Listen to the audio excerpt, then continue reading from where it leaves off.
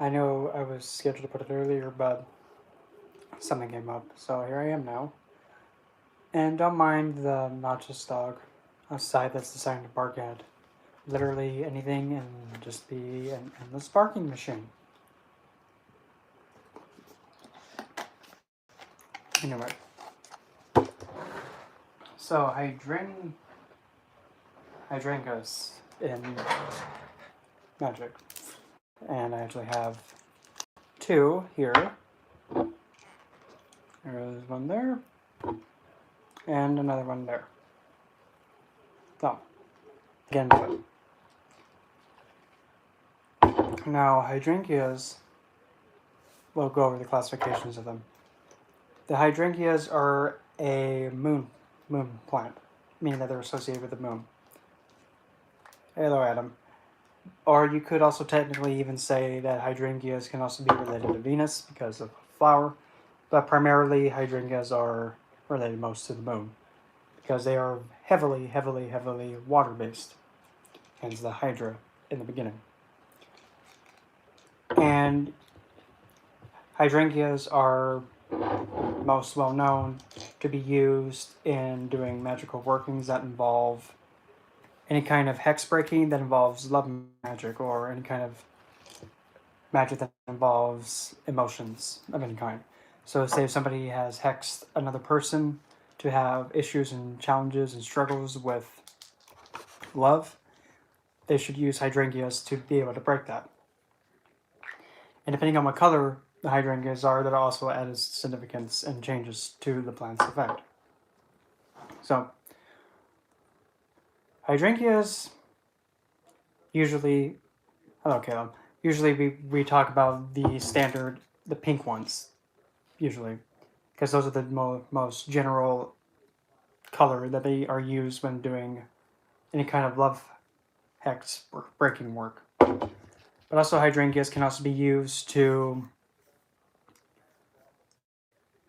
revive a connection that's down, because with Hydrangeas, when you have a Hydrangea like losing its like it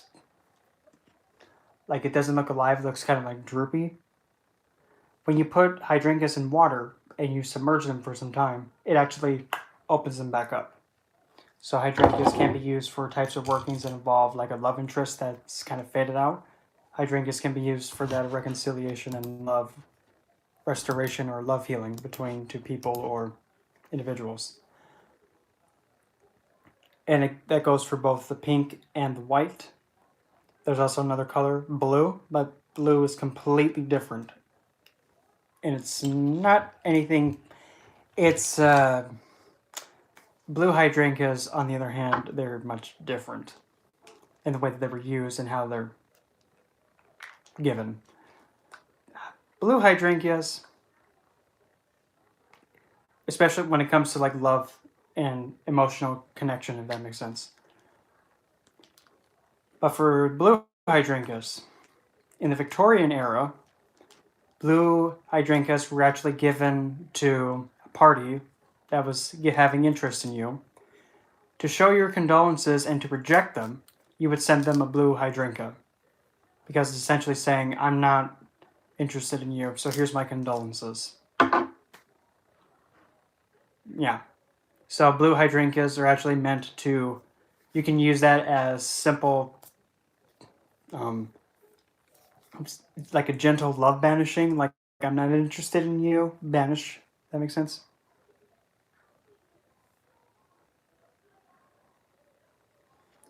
Well, most of the time, plants are associated with like certain unique things, like how hydrangeas are usually seen to be used for love hex breaking work. And that's just like how it's been naturally used and it's been documented. That's more like the historical aspect of it. But when you actually do get hands-on with the plant yourself and see what it does for you, what vibes it gives you, how you document how you have your interaction with it, like I'll even give an example as soon as I'm finished talking about the plant. You actually come to see how a certain plant can actually best work with you in its own unique way. Because some plants, you have might work better for you, and then some plants may be like, nope, nope, nope, not gonna work. But it all depends on the person too. So, per se, for an example, I can demonstrate the way that I connect with the plant to see how it actually would work well with me. So I'm going to be using my step-by-step guide. Okay. Which is engaging the senses. I'm going to bring that down because it looks like I'm cut off. So, the 6-step way that I use to connect to a plant to see how it would best work with me and how I actually really connect to it to better understand it. So the first one, touch. First scent. Got to feel the thing. Okay. So the hydrangea. Keep it right there. So hydrangea. Okay. So the stem, pretty firm, pretty resistant. The leaves are flimsy, but they kind of have like a bit of a, this is sound weird if I put it this way, but let's go with it. They kind of feel like they're very smooth, kind of like nicely shaven legs. I know that sounds so weird, but just go with it, okay? And the leaves don't feel rough. They feel like silky smooth. The flowers are, I suppose, your hand in a cloud. And the whole plant as a whole, it is wet. Like it does have this damp feel to them. So for touch, we have it kind of, the stem of it is firm, secure. The leaves feel like nicely shaven legs. Just go with it. The flowers feel like you're like touching a cloud. And the whole plant altogether is very damp. So then the scent,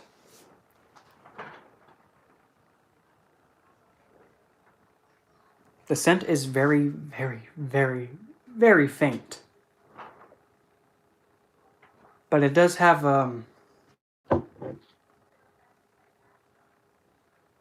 it has a very mild jasmine-like scent to it. But you really have to really stick your nose and really focus in on smelling it in order to get the scent. So it has a bit of a lull, sensual scent to it, but not intense. The sight, what does it look like? Well, I see that it's green, so it has a sense of stability and security. And the flowers, depending on what color it is, they're white, so a color of innocence. But it looks like the flowers are protruding out of the stalk, like where the leaves are at. So essentially from security and a sense of stability,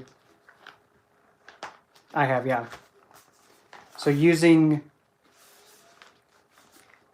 the idea of from the green to the actual flower part, I can say that this plant is able to bestow its ability when there's security, and then the more of the emotional side comes out. So it's not really a quick working plant, if that makes sense.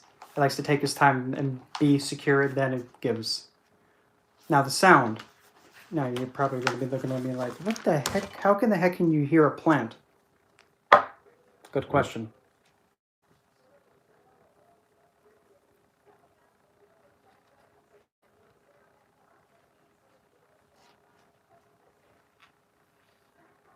Mildly scratchy.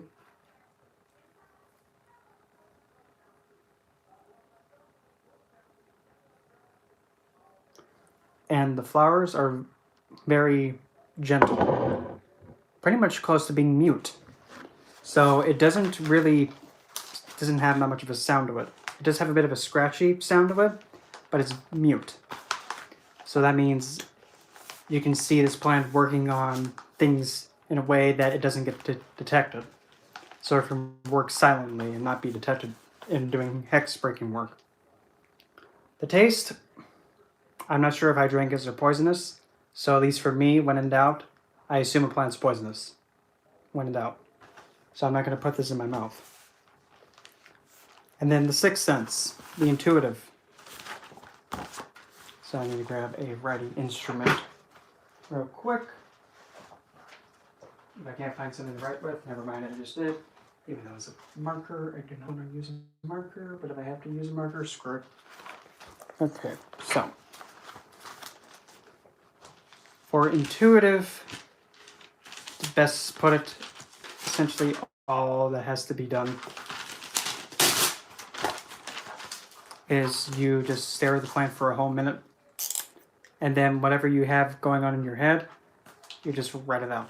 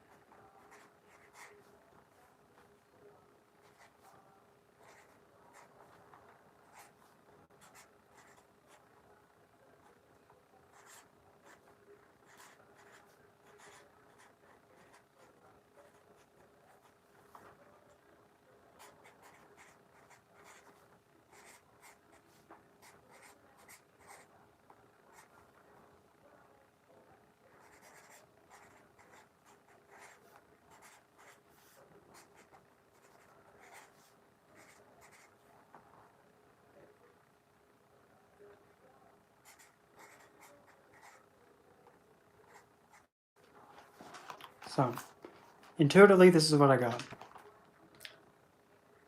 Feelings are valid, especially those of love. Waste no time on hate.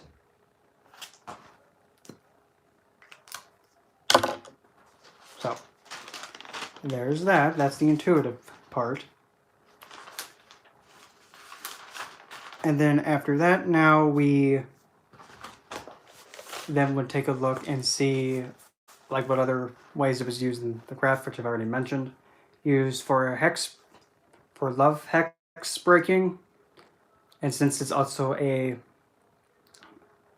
heavy water focused plant, it is a plant of emotions. So any kind of emotional work that you're doing, like getting over trauma, even healing somebody else who is having emotional challenges, mental challenges, or is having, or even a connection between two people that needs to be having healing done, Hydrangeas would be a good choice. If you're trying to cut and clear or banish in a very gentle way a love interest that you're not really feeling, use a blue hydrangea and then just gently banish them. Because hydrangea, again, is a water-based plant, and it's a very gentle plant. It handles things in a very, really gentle way. But when you have to hex break, you would then actually take the flowers and then burn the flowers. And white hydrangeas are primarily used for like all-purpose, but also bringing a sense of innocence to a connection. The pink ones are generally the ones used for the hex breaking, and also to restaurate the connection. White too, but blue, don't use blue ones unless if you're wanting to have a connection be, nope, in a very gentle way. Correspondences wise, it's a moon plant because it relies on the water heavily in order for it to do anything. It can also bring something regarding the emotions and the feelings back to life. Healing of the emotions. It is, the planetary day for it is, it can either be used on Monday or Friday. And secondary for planetary wise is Venus. This can be offered to any goddess because Hydrangeas being of the moon, and the moon is the goddess energy. So you can give these to any female divine being. These would actually do exceptionally well for, say,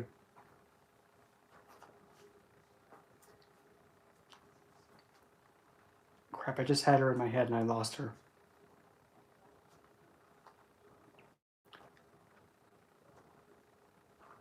trying to remember her name. She's any second now. Yamoja would be an optimal choice as one. Another one you can say.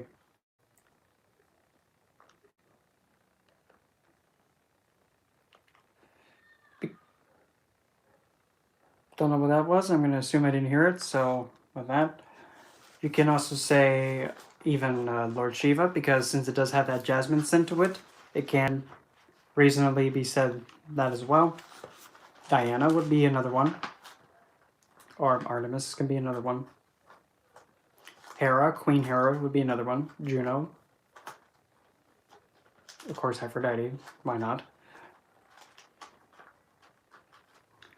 You could also say Ino. Possibly. Hermaphrodite, another one.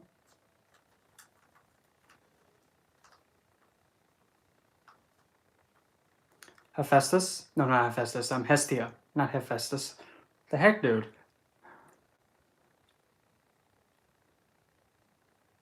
You could maybe also even say Demeter and Persephone. Because since hydrangeas do, when they do droop down, when they're about to dry out, when you put them in water, especially hot water, they perk back to life.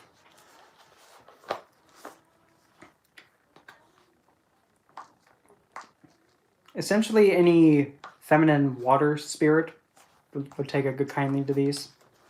Just try your best not to give blue ones, because that's a sign of rejection.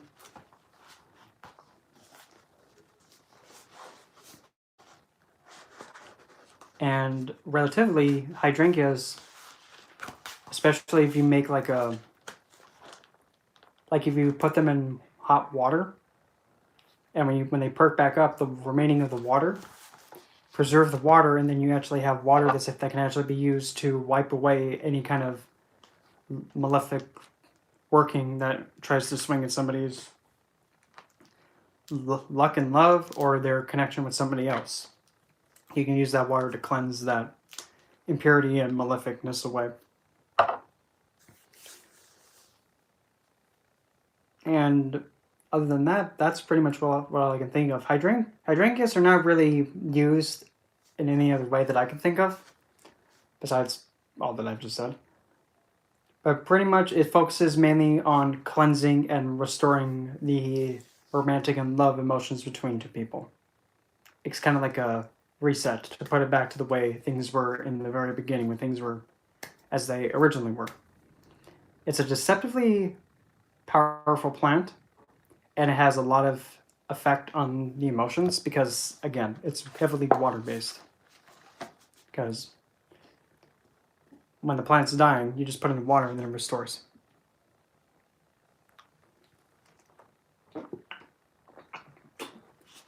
Now, orchids, I think I made a video about orchids anyway.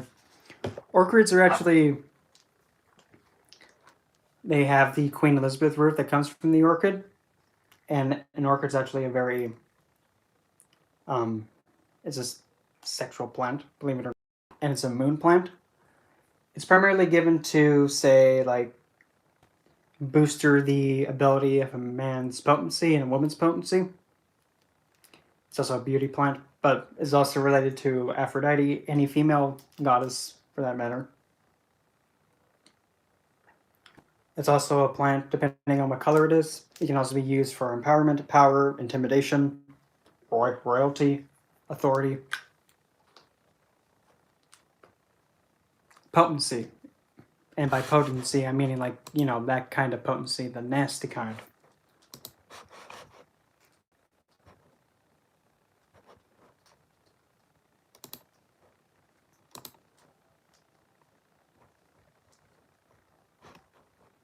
Just get this out of my life.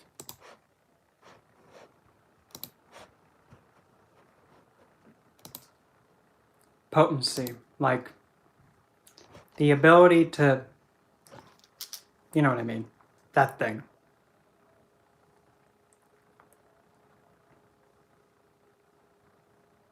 Yeah, that kind.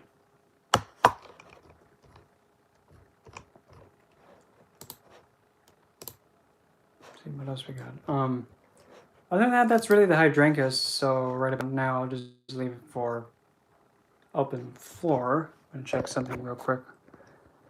Oh, and I do. That can wait. So now it'll be open floor to whatever the heck. And before I do anything else, I'm going to move my Hydrangeas over into a safe spot so they don't go fall over.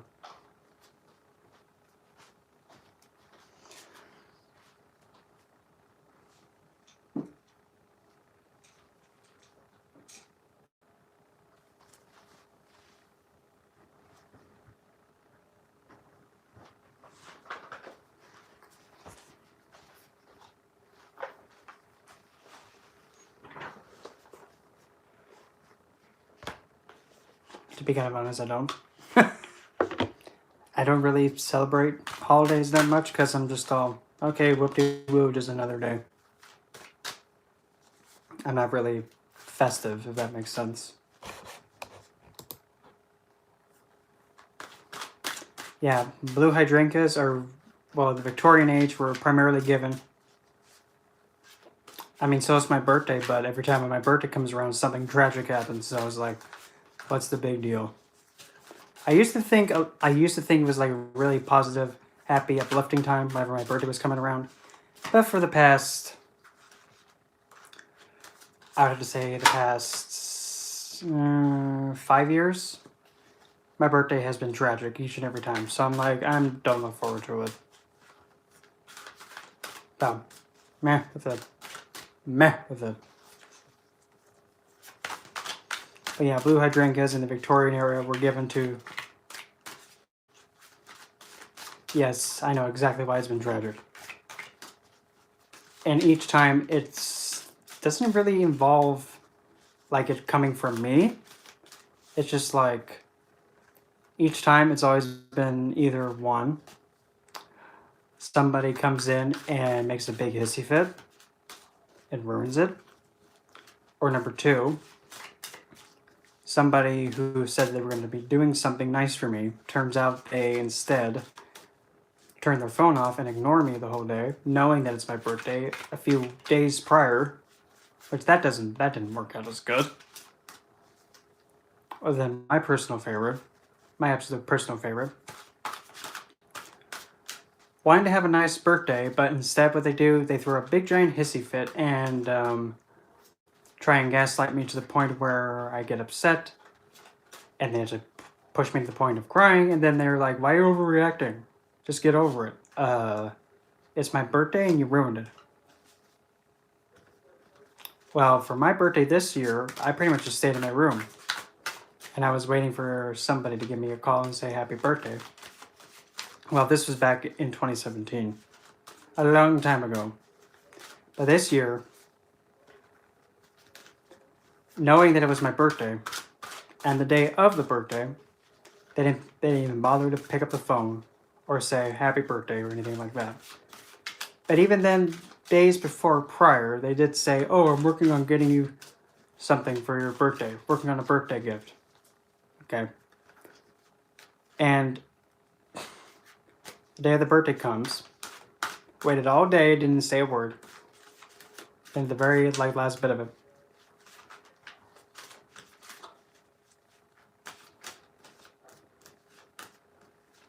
Yeah, that's my birthday. Yeah. That birthday, yeah, was mainly in my room.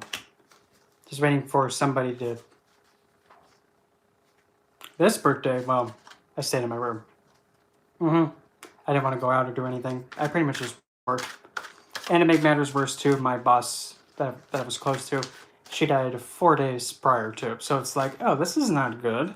This is a lot of stress on my head. Because I don't like going out with people. Because it's just like, if I'm going to be going out, I'd rather just stay and bring in very close people to me instead of like have too many people at once. But yeah, my boss was killed in an accident. So, like at the beginning of the month. So yeah, I now have to live knowing that, like, oh, it's almost my birthday. Oh, my boss passed too. Ugh. But it is what it is. So, what agitated me the most is like, okay, boss passed, it's my birthday, and then the person that I was trying to get a hold of. I do. But the part that's the most agitating is like, dude, to this person, my boss is dead. My birthday's in a few days. Could you at least do something nice to make me feel kind of, valued in some way? They had the birthday, did not say a word to me. Did not say a word to me. So I was all, okay. Yeah, right before, like, the very last possible second, because, I was patient. I didn't say anything.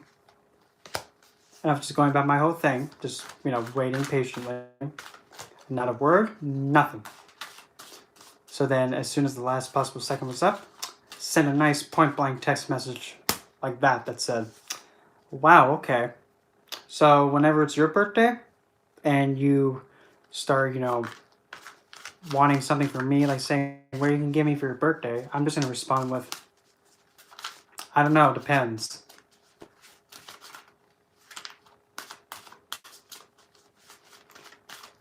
Well, I wouldn't say like it depends. In fact, the part of me actually does want to just say like, I'm working on getting you something for your birthday, so you'll get it on your birthday.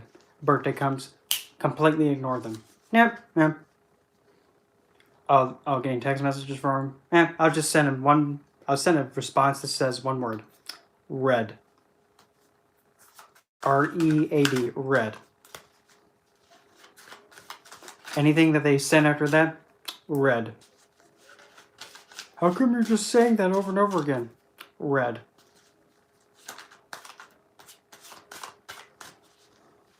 But really, oh no, this individual came back and they started to act like nothing even happened. Oh, that was not good though. The minute that they started acting like nothing even happened, I told them like, gee, well, thanks for the birthday thing. It's kind of in an awkward spot, to best put it that way, because I kind of can't just do that. But anyway, I did remind them that. So, what'd you give me for the birthday? I asked them, and then they said, I didn't say about getting you anything for your birthday. And I said, a cunt twathead. Here's the message that says, I'm working on something to get you for your birthday. And didn't even say a response to that. So I was like, okay. So I made it perfectly clear and I was point blank. And I just said, no. How did I put it? I put it this way. Don't ever say you're going to do anything for me. Don't ever say you're going to get me anything. Don't even tell me that you're planning on doing anything. Don't even say anything that involves you giving me or doing something for me on your own will. Don't even say it.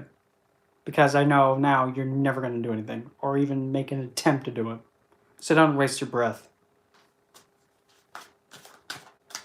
Because I don't believe a word you have to say. Don't look at me. I didn't do anything to make your word become complete and utter crap. Don't blame me. Oh, and Adon's telling me to get over it. Well, okay, we'll too play that game. Even though I don't like being like this, but sometimes, the best way to actually bestow karma to someone is to actually be the karma for them to get hit in the face with. Which I do not like doing this, and I kind of wish I didn't have to do this. But it's the only way to teach a lesson.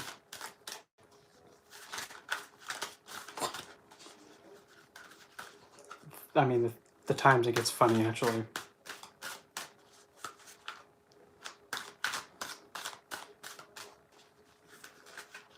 My social life, I'm very selective on who I speak to. I don't speak to, everybody, because it's like, But when I do have a comfort with someone, yeah, that's completely different.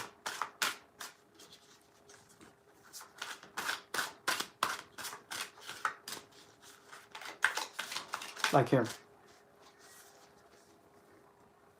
Like, say if somebody, let's say if somebody was, Like I have a friend that that whenever she needs like help at all and she needs to borrow like about a few bucks or like some money from me, I know for a fact if I lend it out to her, she's gonna give it back, like payback.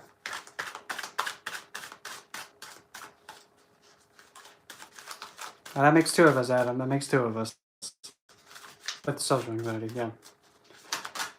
But yeah, that friend of mine, I know for a fact if I ever lend her out anything, she'll always give it back. I don't have any doubts with that. Meanwhile, and not even just this one, but somebody else who still thinks it's okay just to waddle up to me and ask for a favor to borrow something, but yet has this big pile of other stuff that has to be paid back. Same, mine is not as bad as it used to be, but still.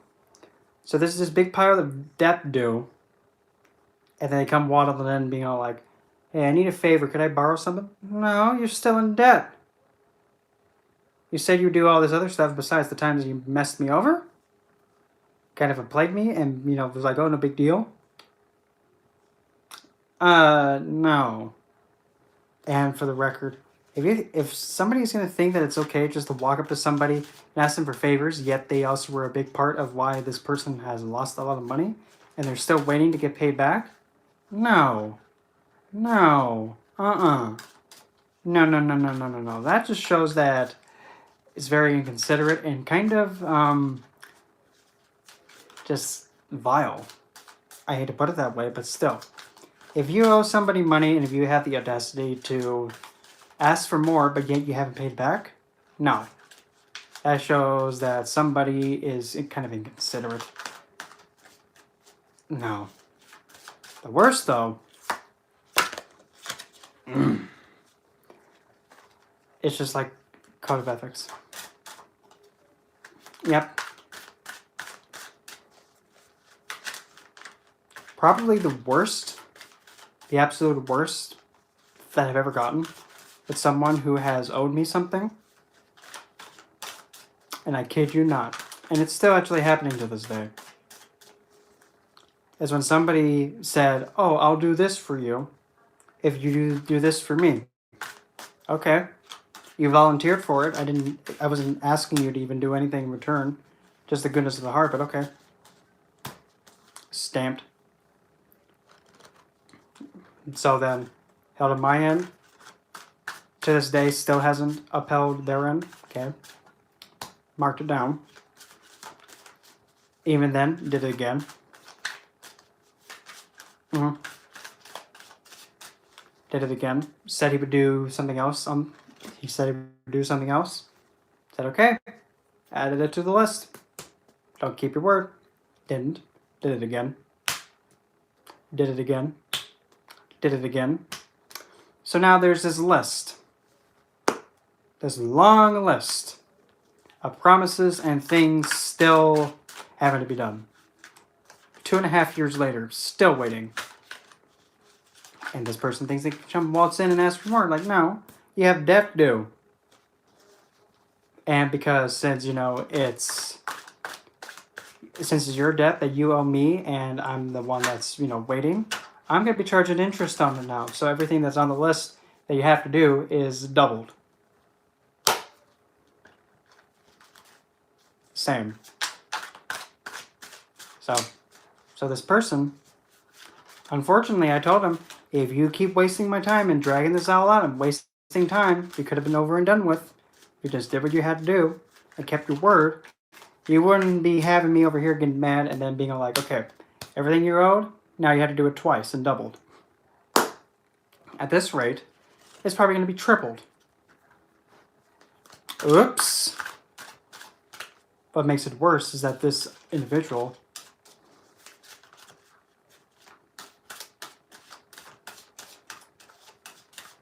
the thing is, a text message saying that you will do this if this has been done, that's good enough. That's essentially written, that's like a written statement, even though it's text. It's a texted statement saying you will do this. And you have to have proof of it.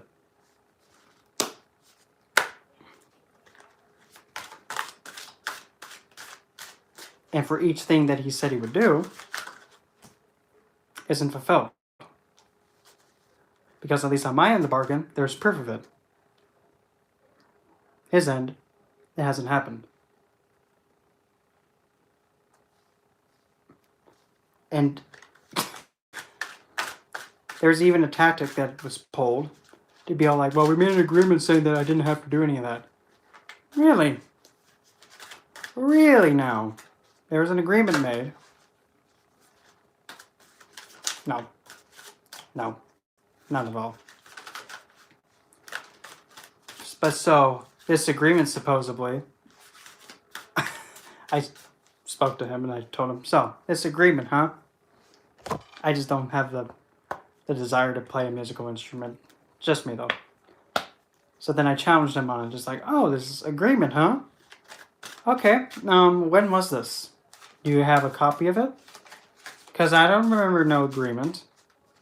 And the thing is, if I'm making an agreement or, something like that regarding debt, I would kind of remember it.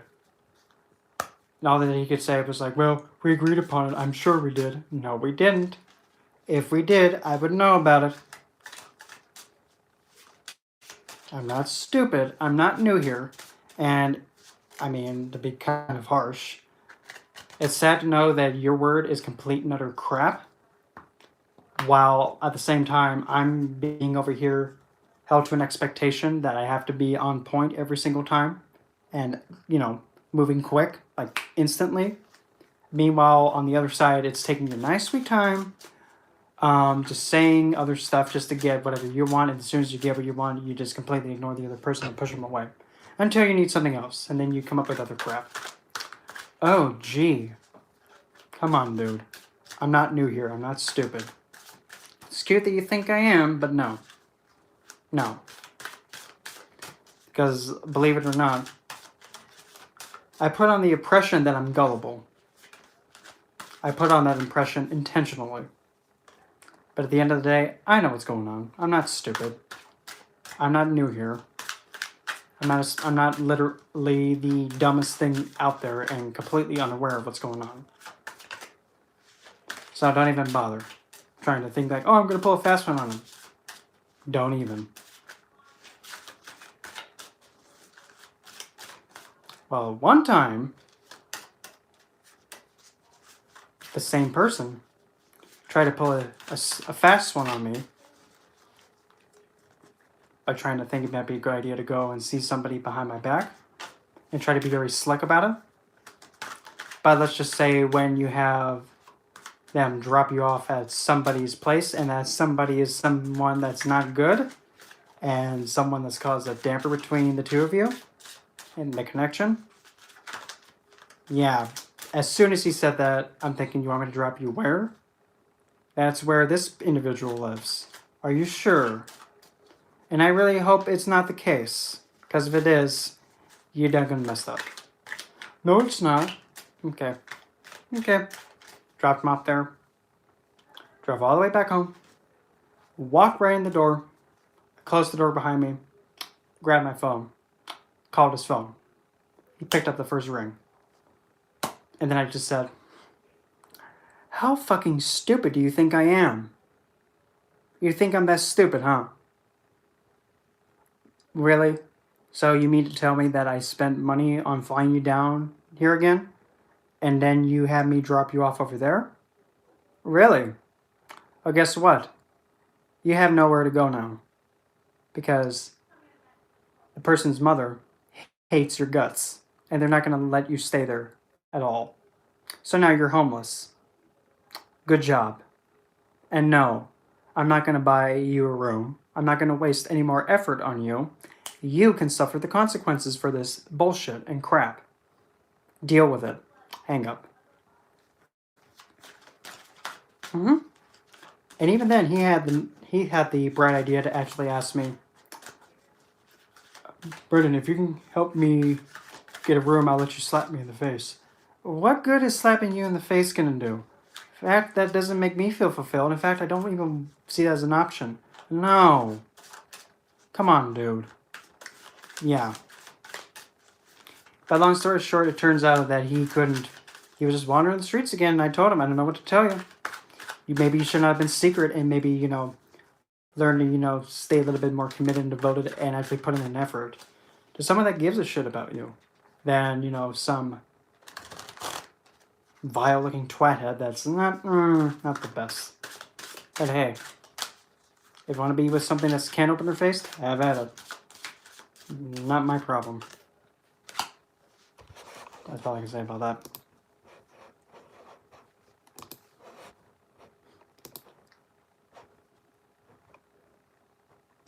And I really don't like being like this. In fact, I hate it. I just feel like so... Ugh. I feel out of my element.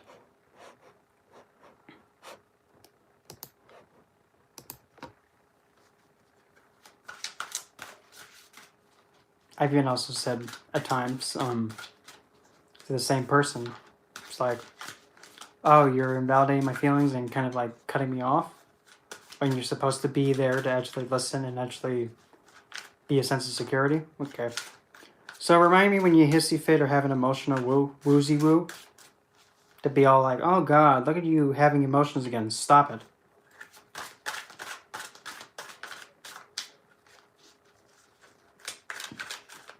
Mm-hmm.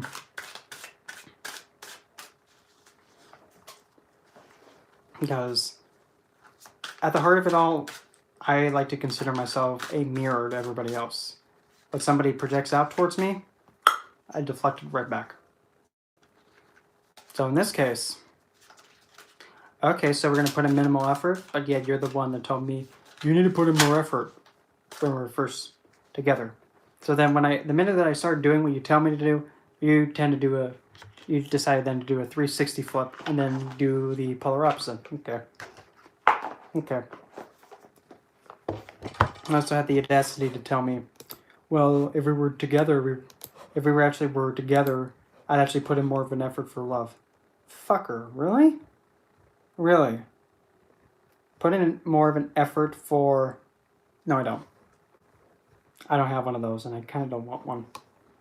But saying you'd put out an effort for love, but yet you also told the same person that you'd said that to, that you want to have them and you be married to them for the 6th time now? Gee, telling me that, would put in an effort for love, yet you've asked them to marry you for the 6th time. Doesn't that kind of sound like a love thing kind of going on? I mean, I'm not a doctor or anything, but you put in effort for love, and you've asked them to marry you for the 6th time. Don't you think, that does involve love? 6 times.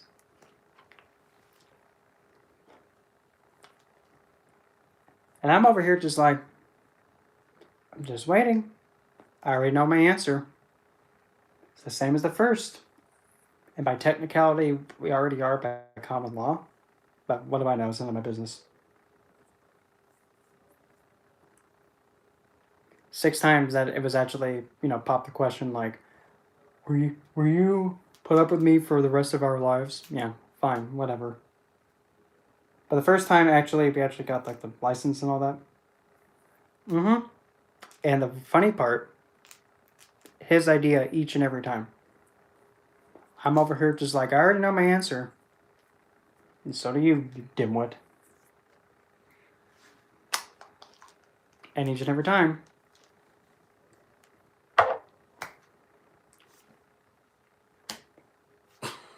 I have no idea what else to say, but it's just like, really? You do know the amount of times that you do say that you do want that, and you put out the energy for it? You're kind of making it more and more attached. To the point where now it's like karmically like, okay, even existence is going to get tired of the BS.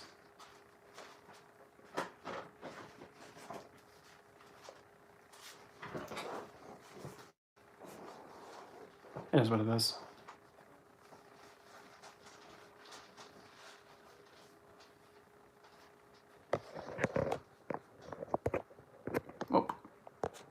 Oh, and speak of the devil.